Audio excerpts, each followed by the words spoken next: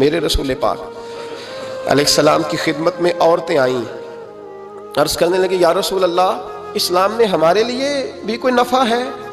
حضور نے فرمایا کیا ہوا؟ کہنے لگی حضور ہمیں تو نقصان ہی نقصان نظر آ رہا ہے اپنے حق میں، حضور بتلائیں اگر آپ کے دین میں کوئی خیر ہے تو ہم کلمہ پڑھیں فٹافٹ، باقی تو دنیا میں ہمیں اپنا نقصان ہی دکھائی دیتا ہے۔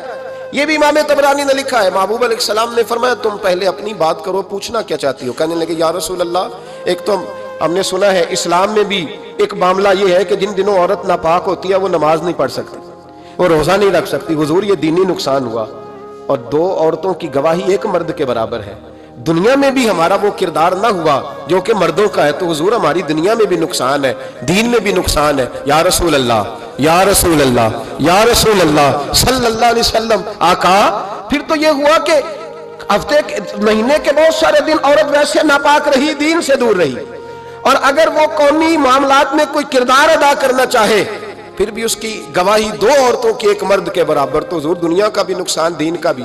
میرے کریم نے فرمایا بیٹھ جاؤ بیٹھ جاؤ۔ عورتیں بیٹھ گئیں تو محبوب فرمانے لگے تمہیں پتہ ہے جب کسی کے گھر میں بیٹی پیدا ہوتی ہے حضور کیا ہوتا ہے؟ فرمایا میرا مالک دو فرشتے بھیجتا ہے، فرمایا وہ آ کے گھر والوں کو سلام کہتے ہیں، جنوں اور انسانوں کے علاوہ ساری دنیا ان کے سلام کو سنتی ہے۔ فرمایا پھر وہ فرشتے اپنے پروں سے اس بیٹی کو ڈھانپ لیتے ہیں اور پھر اس کے سر پر پر پھیرتے ہیں، اور فرمایا پھر وہ ان کے باپ کو کہتے ہیں ان کی صحیح طرح پرورش کرنا، پھر ان کے ذمہ داروں کو کہتے ہیں، ان کے خاندان کے بڑوں کو کہتے ہیں صحیح طرح پالنا۔ اگر تم ان کی یہ لفظ سنو میرے محبوب کے، حضور فرمانے لگے رب کے فرشتے کہتے ہیں اگر تم نے صحیح پرورش کر کے بیاہ دیا تو اللہ قیامت تک تمہاری مدد کرے گا۔ کس طرح؟ اللہ تمہارے رزق میں بھی تمہاری مدد کرے گا، اللہ دنیا کی مشکلات میں بھی تمہاری مدد کرے گا، اور جب مرنے لگو گے یہ شارحین نے قیامت تک کا ترجمہ کیا۔ شارحین فرمانے لگے گویا حضور فرما رہے ہیں جب تم مرنے لگو گے بیٹی کی پرورش کرنے والوں تو رب کریم تمہیں کلمہ یاد کرا کے تمہاری مدد کرے گا، اور نکیرین کے سوالات قبر میں آسان کر کے تمہاری مدد کرے گا، اور قبر میں جنت کی کھڑکی کھول کے تمہاری مدد کرے گا، میزان عمل پر تمہارے عملوں کا وزن زیادہ کرا کے اللہ تمہاری مدد کرے گا، پل صراط پہ تمہیں آسانی سے گزار کے تمہاری مدد کرے گا، میزان عمل پر اپنے محبوب کے ید اللہ والے ہاتھوں سے تمہیں جام پلا کے اللہ تمہاری مدد کرے گا، اور فرمایا تمہیں دوزخ سے بچا کے جنت میں ڈال کے رب تمہاری مدد فرمائے گا، یہ تمہاری مدد ہوگی۔ حضور نے فرمایا یہ تو ہے بچی کی پرورش، اور میرے محبوب نے فرمایا عورتوں تمہیں پتہ ہے جب کوئی عورت حاملہ ہوتی ہے تو اسے کیا ملتا ہے؟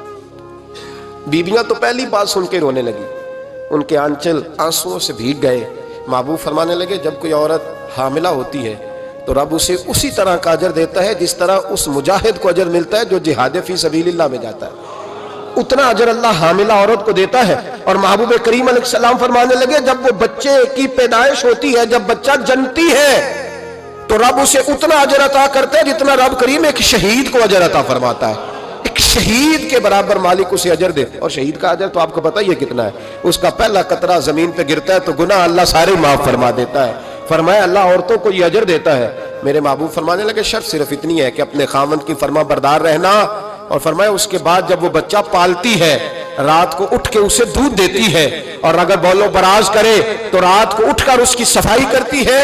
فرمایا جو بی بی اپنے بچوں کی خاطر رات بیدار رہے گی رب کریم اسے اتنا ہی اجر دے گا جتنا رات کو اٹھ کے نفل پڑھنے والے کو اجر عطا فرماتا ہے۔